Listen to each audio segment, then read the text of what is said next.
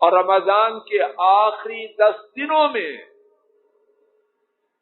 جو عبادت میں جد و جہد کرتے وہ رمضان کے پہلے 20 دنوں میں بھی نہ کرتے۔ ایک دوسری حدیث اما عائشہ رضی اللہ تعالی عنہا بیان کرتی ہیں، امام بخاری اور امام مسلم رحمہ اللہ تعالی نے اس حدیث کو روایت کیا۔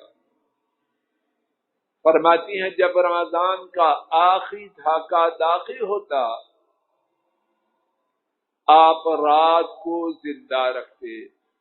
میرے ساتھ توجہ فرمائیے، پوری رات جاگ کر عبادت کرنا اس کی اجازت ہے، پوری رات جاگ کر عبادت کرنا اس کی اجازت نہیں، لیکن رمضان کے آخری 10 دن ان میں اجازت ہے۔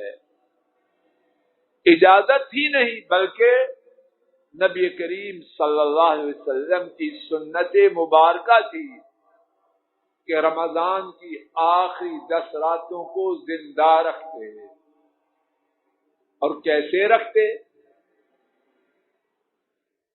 اما عائشہ فرماتی ہیں وَأَيْقَظَ أَهْلَهُ، اپنے گھر والوں کو بھی بیدار کرتے۔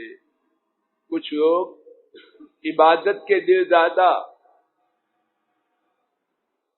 اللہ کی بندگی ذکر اس کے شوقین، لیکن تنہا، یہ بات غلط ہے۔ میں تنہا نہیں، میرے ساتھ میرے بچے ہیں، اہل و عیال ہے، ہم جو کھاتے ہیں اور کھانے کا بندوبست کرتے ہیں صرف اپنے لیے کرتے ہیں یا کنبے کے لیے؟ چیمہ صاحب،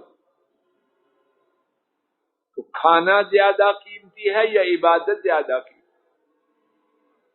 نبی کریم صلی اللہ علیہ وسلم کا طریقہ مبارک، خود رات کو زندہ رکھتے اور کیا کرتے؟ گھر والوں کو بیدار کرتے۔ ایک دوسری حدیث میں ہے، امام ترمذی اور محمد بن نصر رحمہ اللہ نے اس حدیث کو روایت کیا، حضرت زینب بنت ابی سلمہ رضی اللہ تعالی عنہما روایت کرتی ہیں کہ جب رمضان کے آخری 10 دن رہ جاتے، توجہ کی، جب رمضان کے آخری 10 دن رہ جاتے تو حضرت صلی اللہ علیہ وسلم اپنے کنبے میں جو کوئی رات کو قیام کرنے کی طاقت رکھتا اس کو نہ چھوڑتے۔ پھر سنیے، رمضان کے آخری 10 دن رہ جاتے تو نبی کریم صلی اللہ علیہ وسلم اپنے گھر کے ان تمام افراد کو جو قیام کرنے کی طاقت رکھتے نہ چھوڑتے، ان کو بھی عبادت میں شریک کرتے۔ 10 راتوں میں شبینے پہ جا رہا ہے، قیام اللیل میں جا رہا ہے، اور بچے بچیاں وہ کیا کر رہے ہیں؟ وہ ڈرامے دیکھ رہے ہیں۔ حماقت کا سودا ہے۔ نہ جا مسجد میں، رک جا ان کے پاس۔ مسجد میں جا کے عبادت کرنا فرض نہیں، یہ فرضی نماز نہیں ہے، یہ نفلی عبادت۔ اگر تیرے جانے کے بعد گھر میں شیطان نے ناچنا ہے، رک جا، مسجد میں نہ، گھر والوں کے ساتھ اللہ کی عبادت میں مگن ہو جا۔ سنت طریقہ، رات کو زندہ رکھتے اور اپنے گھر والوں کو بیدار کرتے۔ اور دوسری حدیث میں سنا کہ ان سب کو اللہ کی عبادت کے لیے کھڑا کرتے۔ اور اما عائشہ مزید بیان کرتی ہیں وَجَدَّ وَشَدَّ الْمِعْذَرِ، ان 10 دنوں میں کمر بستہ ہو جاتے ہیں۔ اب خیر کے کمانے کا موسم ہے. اب کوتاہی اس کا نام و نشان سیرت نبوی میں پہلے بھی نہ تھا، لیکن مزید جد و جہد کر دی. اس رات کے حوالے سے ایک اور بات، اس کو کیا رمضان کی آخری 10 راتوں میں تلاش کرنا ہے؟ صحیح بخاری میں ہے، اما عائشہ رضی اللہ تعالی عنہا نے بیان کیا، نبی کریم صلی اللہ علیہ وسلم نے فرمایا شب قدر کو آخری دھاکے کی سات راتوں میں تلاش کرو، 21ویں، 23ویں، 25ویں، 27ویں اور 29ویں. اور تلاش کرنے کے حوالے سے پہلے سن چکے ہیں، پھر دہراتا ہوں. کب سے کب تک تلاش کرنا ہے؟ بولیے سب زور سے بولیے. 11-12 والی کہانی خسارے کی کہانی. قاری صاحب سمجھا رہے، غروب آفتاب سے کمر بستہ ہو جانا ہے. اگر یہ رات اللہ تعالی میرے آپ کے نصیب میں فرما دے تو کیا مانگنا ہے؟ ہر خیر مانگو. کس سے پناہ مانگنی ہے؟ ہر خیر سے پناہ مانگنی ہے، ہر شر سے جزاک اللہ خیر. ہر خیر کو مانگنا ہے، ہر شر سے پناہ مانگنی ہے. اپنے لیے، اپنے والدین کے لیے، اپنے اہل و عیال کے لیے، اپنی نسلوں کے لیے، اپنے بہن بھائیوں کے لیے، ان کے اہل و عیال نسلوں کے لیے، امت اسلام کے لیے، فوت شدہ مسلمانوں کے لیے، آنے والی امت کے لیے. لیکن وہ دعا کیا ہے جس کی طرف رہنمائی نبی کریم صلی اللہ علیہ وسلم نے خصوصاً فرمائی؟ وہ سن لیجیے. امام ترمذی اما عائشہ رضی اللہ تعالی عنہا سے روایت کرتے ہیں، انہوں نے عرض کیا، اے اللہ کے رسول صلی اللہ علیہ وسلم، اگر مجھے پتا چل جائے کہ لیلۃ القدر کون سی ہے تو میں اس میں کیا کہوں، اللہ تعالی سے کیا طلب کروں؟ نبی محترم صلی اللہ علیہ وسلم نے فرمایا، تم کہو اللہم انک عفو تحب العفو فاعف عنی. اے اللہ، آپ بہت معاف کرنے والے ہیں، معافی کو پسند کرتے ہیں، مجھے معاف فرما دیجیے. نوٹ فرمانا، میری آپ کی ہر پریشانی، ہر بیماری، ہر غم، ہر حادثہ، ہر مصیبت، اس کا سبب کیا ہے؟ جواب دیجیے. وما اصابکم من مصیبت فبما کسبت ایدیکم ویعفو عن کثیر. تمہیں جو مصیبت پہنچے وہ تمہارے ہاتھوں کی کمائی ہے، اور اللہ بہت سے تمہارے گناہوں سے درگزر کر دیتے.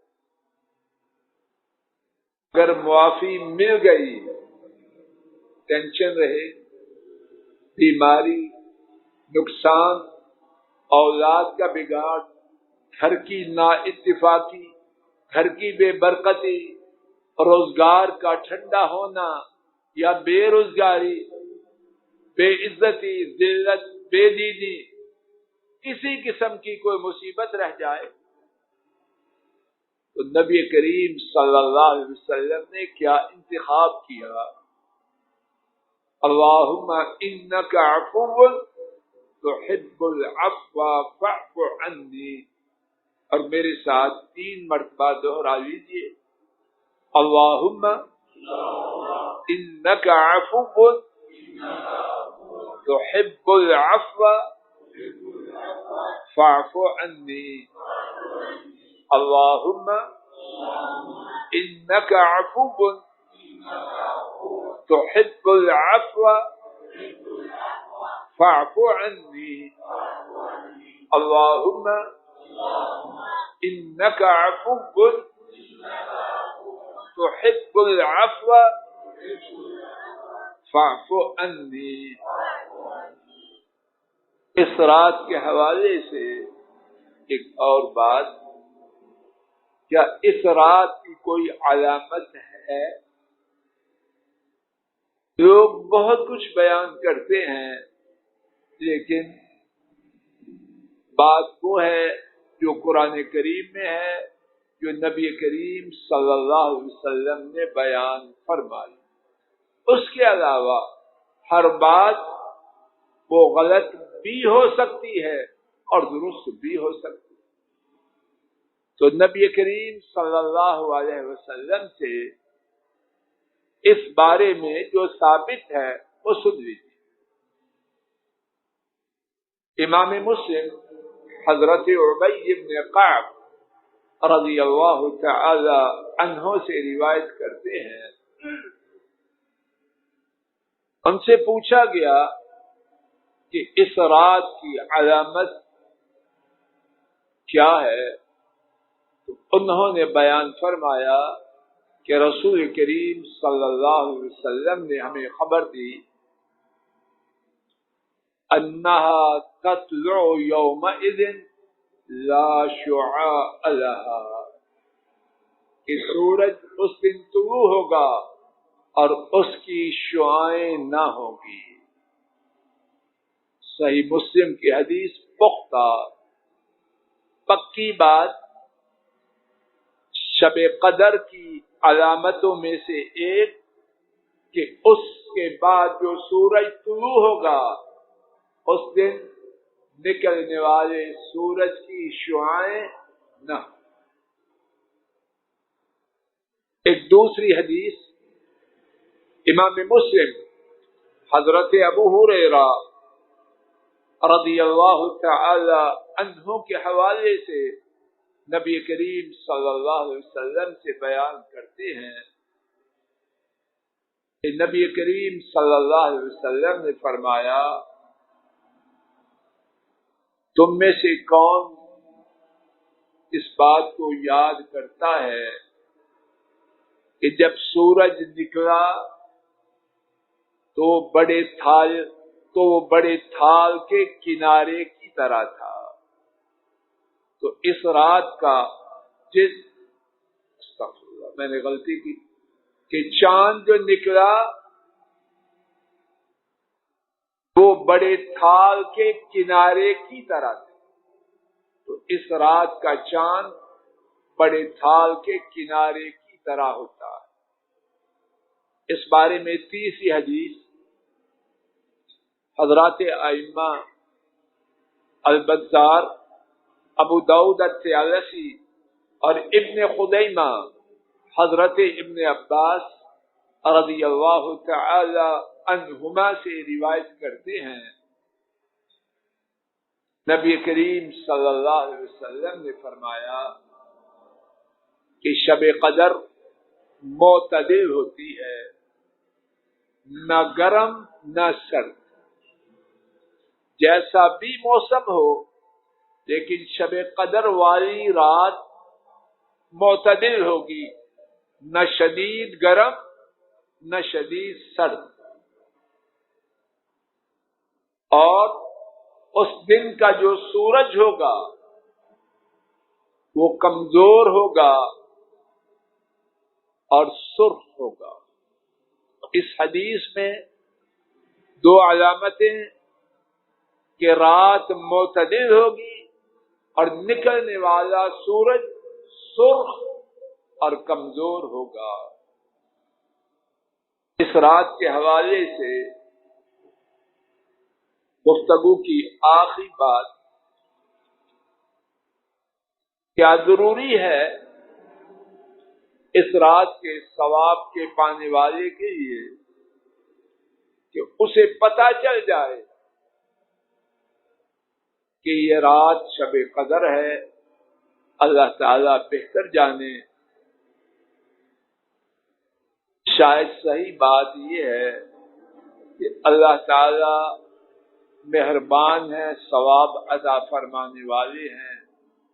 خبر ہو نہ ہو، جس نے اس رات کو اللہ کی بندگی میں اخلاص سے پایا، انشاءاللہ الرحمن وہ اس رات کی خیر و برکات سے محروم نہ رہے.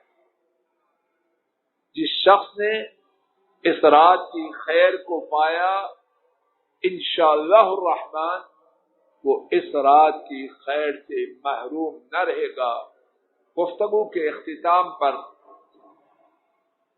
دو حدیثیں سماعت فرما لیجیے. پہلی حدیث امام بخاری رحمہ اللہ نے حضرت ابو ہریرہ رضی اللہ تعالی عنہ سے اسے روایت کیا. نبی کریم صلی اللہ علیہ وسلم نے فرمایا: من قام لیلة القدر ایمانا واحتسابا غفر له ما تقدم من ذنبه. جس نے شب قدر قیام کیا، اللہ کی عبادت کی، جس نے شب قدر قیام کیا اللہ پر ایمان لاتے ہوئے اور ثواب کے پانے کے لیے، اس کے گناہوں کو معاف کر دیا. دوسری اور گفتگو کی آخری حدیث امام ابن ماجہ حضرت انس رضی اللہ تعالی عنہ سے روایت کرتے ہیں، نبی کریم صلی اللہ علیہ وسلم نے حضرات صحابہ سے فرمایا: ان هذا الشهر قد حضركم فيه ليلة خير من 1000 شهر. یقیناً یہ مہینہ تم پر آ پہنچا ہے، اس میں ایک رات ہے جو 1000 مہینے سے بہتر ہے. اور اس کے بعد بڑی ڈرانے والی بات، بہت زیادہ ڈرانے والی بات ہے. فرمایا: من حرم خیرها فقد حرم الخیر کلہ. جو شخص اس رات کی خیر سے محروم کیا گیا، وہ ہر خیر سے محروم کیا گیا. اللہ چاہے. پھر سنیے: من حرم خیرها فقد حرم الخیر کلہ. جو شخص اس رات کی خیر سے محروم کیا گیا، وہ ہر خیر سے محروم کیا گیا. نوٹ کیجئے، ہم نے پہلے سنا کہ نبی کریم صلی اللہ علیہ وسلم اس رات کو زندہ رکھتے تو تنہا رکھتے یا گھر والوں کو ساتھ؟ خان صاحب منڈی سے فروٹ لے کے آئیں، اپنا کمرہ بند کریں اور تنہا کھائیں، اور بچے اور بیگم باہر ہیں. یہ خان صاحب اچھا ہے یا برا ہے؟ زور سے بولو. اب میں آپ کمرے میں بند ہو کے یا مسجد میں جا کے عبادت کرتے رہیں اور باقی سارے محروم رہیں، تو باقی کمبے کی فکر نہ کرنے والا اگر فروٹ دینے میں فکر نہ کرے تو بدبخت، اور جو نیکی میں اولاد کو محروم رہتے ہوئے ان کو محرومیت سے نکالنے کی کوشش نہ کرے تو وہ اچھا کہاں سے ہوا؟ بات سمجھ نہیں آ رہی؟ میجر صاحب نہ کریں ایسا. اور دکھ کی بات اپنے اور سب کے لیے کر رہا ہوں، ہمارے گھروں میں بے دینی کا ایک بہت بڑا سبب جو کچھ دین والے ہیں وہ تنہا نہ. اولاد، گھر والے، ان کے دل میرے اور آپ کے ہاتھ میں نہیں، اللہ کے ہاتھ میں، لیکن کوشش ہم اس کے پابند ہیں۔ تو فرمایا جو شخص اس رات کی خیر سے محروم کیا گیا وہ ہر خیر سے محروم کیا گیا۔ اور اس کے بعد کیا فرمایا؟ وَلَا يُحْرَمْ خَيْرُهَا إِلَّا مَحْرُوم، اس رات کی خیر سے وہی محروم کیا جاتا ہے جو بدبخت ہے۔ اللہ نہ مجھے، نہ آپ کو، نہ میرے اہل و عیال کو، نہ آپ کے اہل و عیال کو، اور نہ امت اسلام میں کسی کو بدبخت بنائے۔ اے مولا کریم اپنے فضل و کرم سے جو بات عرض کی اس میں جو کہنے میں غلطی ہوئی وہ معاف فرما، سننے سمجھنے میں جو غلطی ہوئی اپنی رحمت سے معاف فرما دے، اور جو ٹھیک بات عرض کی گئی، سنی گئی، اے رب ذو جلال اس کو اپنی رحمت سے قبول فرما، اس پر عمل کرنا کہنے اور سننے والوں کے نصیب میں فرما۔ اے اللہ ہمیں، ہمارے کنبوں کو اپنے فضل و کرم سے اس رات کے پانے والے کنبوں میں، لوگوں میں شامل فرما۔ اے اللہ یہ سنا سنایا ہمارے لیے خیر کا سبب بنا، اس رات کے پانے کا اپنی رحمت سے ذریعہ بنا۔ اے اللہ اس رات سے محروم نہ فرمانا، اے اللہ اس رات سے محروم نہ فرمانا، اے اللہ اس رات سے محروم نہ فرمانا، اے اللہ اس رات سے محروم نہ فرمانا۔ اے رب ذو جلال آپ کی ذات کی قسم ہم ناکارے ہیں، نالائق ہیں، ہم تو فرضوں کے ادا کرنے میں کما حق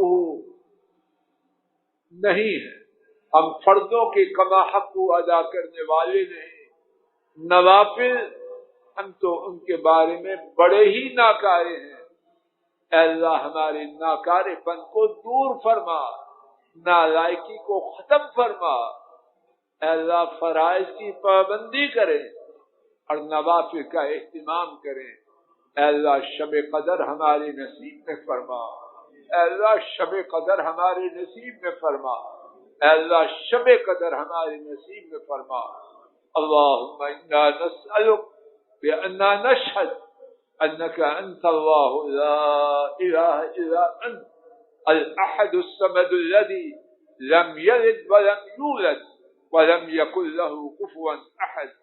اللہم انا نسألک بأن لك الحمد انت الحنان المنان بدیع السماوات والارض یا ذا الجلال والاکرام یا حی یا قیوم۔ اے اللہ ہمارے بیماروں کو شفا عطا فرما، اے اللہ ہمارے بیماروں کو شفا عطا فرما، اے اللہ ہمارے بیماروں کو شفا عطا فرما۔ اے اللہ ہمارے جو بیمار ہیں آپ انہیں ہم سے زیادہ جانتے ہیں۔ اے اللہ ہمارے بزرگ بیمار، بچے بیمار، مرد بیمار، خواتین بیمار، اے اللہ ہمارے گھروں میں بیمار، ہسپتالوں میں بیمار، اے اللہ جو بیمار ہیں اپنی رحمت سے ان تمام کو شفا عطا فرما۔ اے اللہ انہیں شفا عطا فرما، اے اللہ انہیں شفا عطا فرما۔ اے اللہ ہسپتالوں میں جو مسلمان بیمار ہیں انہیں شفا عطا فرما۔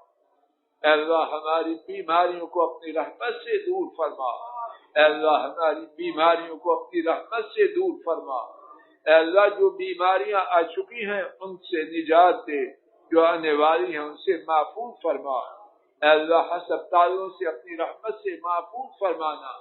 اے اللہ عدالتوں، جیلوں، تھانوں سے، ذلت و رسوائی کی ہر جگہ سے، پریشانی کے ہر مقام سے اپنی رحمت سے ہمیشہ ہمیشہ محفوظ فرمانا۔